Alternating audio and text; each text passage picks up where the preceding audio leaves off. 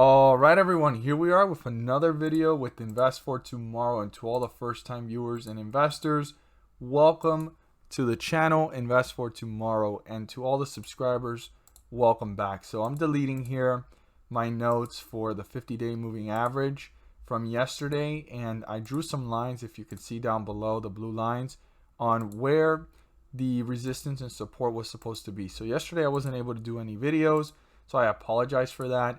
But here we are looking at those points, and I want to kind of compare them to what we're seeing now. And we're here talking about Sndl, Sundial Growers Inc., and we're going to see what Sndl stock has to show us. So yesterday's resistance and support, it was up here.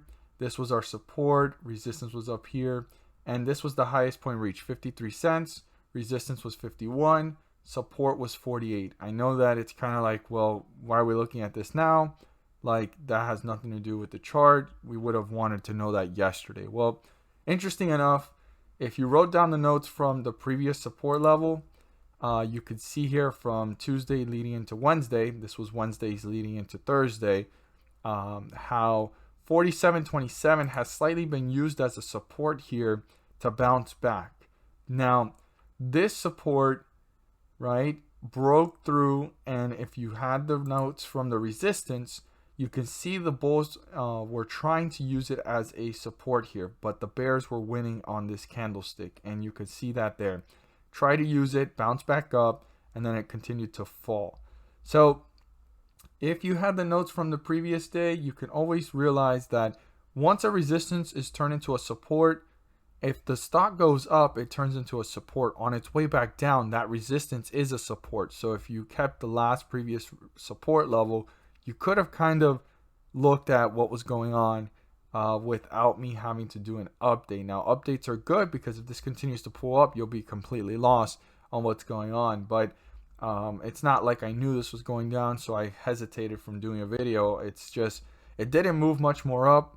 It moved downwards. So there was some points of reference you could have reused to kind of get a sense of what's going on. And the 50-day moving average yesterday was in the 49-cent mark. Today it's in the 48-cent mark.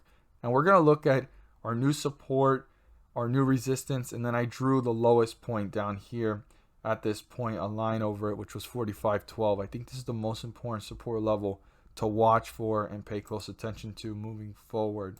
So I do apologize I wasn't able to do a video yesterday, but I hope that everything I just explained makes some sense. Just in case if I ever in the future don't have a chance to do a video, but I do plan on doing these every day. It's just that yesterday it didn't just work out that way. And here we are. We're seeing it going downwards, and we're going to look at our new support. We're going to look at our new resistance. And I just wanted you guys to realize that. So like, let's say the support gets broken through and it was to stay below it and it wasn't using it as a support to bounce back up. This is now a new resistance. If it continues to go down, the support levels that continues to break through is a new resistance. So it broke right back through this resistance, and now this is the new resistance again.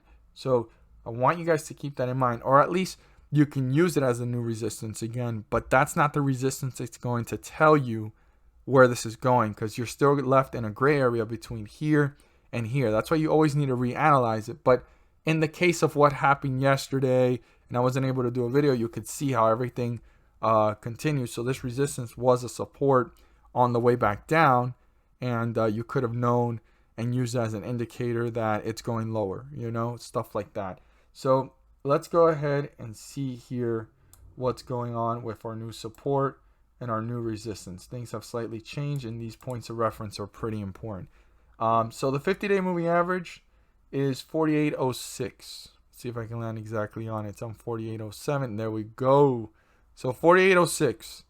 As long as we're below it, we're in bearish territory. The moment we're above it, we're in bullish territory. So I want every single investor to be aware of that. Now, we currently stand below it. We're in bearish territory, and we want to see what's important for tomorrow for the bulls to pull back, and also what to pay close attention to if the bears continue to tear this down. So before we jump into anything more narrowed, I want to talk about it broader. So the lowest point down here, 45.12, super important if this continues to hit newer lows. And the highest point up here was 49.48 above the 50-day moving average before it started to go into bearish territory and even deeper. So I want every single investor to keep that in mind. Very important point. If that gets turned into a support, this can pull much more further away from the 50-day moving average in an upward direction. Our support level is 46.50. If that gets broken through, you want to pay close attention to how the stock's behaving between 45.12, 46.50. How quickly is it moving to newer lows? Or are the bulls trying to reappear and bring this one back up, right? If they reappear in that area, they're trying to bring this back up. And if they're getting closer to the 50-day moving average, to get into bullish territory. So it's going to be very important for every single investor to pay close attention to the stock's behavior if it breaks through this support. Now the resistance is 47.87. If 47.87 gets turned into a support, this could be on its way up to newer highs, newer resistance levels, and newer supports formed as it breaks through these points. So 47.87 gets broken through. This could be up onto newer highs, but we need to keep in mind that that resistance level is still in bearish territory. This does not signify or guarantee that the bulls have gained control and that they're on their way to cross the 50-day moving average. They still have to continue to work hard, load up on shares to break through the 50-day moving average. This is just an indicator for us investors to know that this momentum that you could see here working its way up is continuing. And if the bulls turn that into a support, they're less steps away than previously, right? From this point to the 50-day moving average than from resistance to the 50-day moving average. So they're less steps away from crossing it and ending back up into bullish territory, but it does not guarantee it. So I want every single investor to be aware of that. So 47.87 needs to be broken through and turn into a support so that the bulls can pull further away into bullish territory and reach newer highs and new resistance levels. As always, if you found this video helpful and informative, please do so and subscribe. Don't forget to click on the bell to turn on all notifications and not miss a single video that I post. Share this with your friends and community, and don't forget to hit the like button to let me know you watched this video. Thank you guys so much for watching, and let's make some money. At the end of this video, there's going to be a pop-up video, and in that video, I will be discussing about the S&P 500 index and how it's been rising several points on scheduled dates. As you see here on the graph, these circles are the dates that the pumps have happened, and I use them as examples to show you guys how much the stocks have risen and the S&P 500 index rose on those dates. And the reason why it's rising is due to the fact that the Federal Reserve is pumping the markets. On these dates, the charts and the dates speak for themselves, as we can see it here, and I break it down into more detail in the video. But just to summarize it, on these dates, the S&P 500 rises, and there's individual ticker symbols rising up with it, anywhere from 30 cents to $3 per share. I know it may not seem like a lot, but per share that does add up, and these individual ticker symbols are giving you back profits. These are profits, and like I always say, profits are profits. Whether it's $1 put into the market and you get back $2, you've put in an initial investment and you got back more than what you started with. That's what it's all about. And also in the video, I go into further detail showing you guys these dates and showing you how much it rose. Like for example, this was one of the last pump dates, and the lowest point that it reached was down here at 35.11, and the highest point reached was 35.57. That's like a 40-point jump. And here we're seeing the same thing. It went down to 35.88 and it rose up to about, I'd say, let's see, this is all still in the same day. It rose up to about a total amount of 36.23. When you do the math, that's almost a 40 to 50 point jump, and there's individual ticker symbols rising up with this. Now, I'm not there to guarantee you profits. I'm not there to tell you to buy, sell, or hold anything in particular.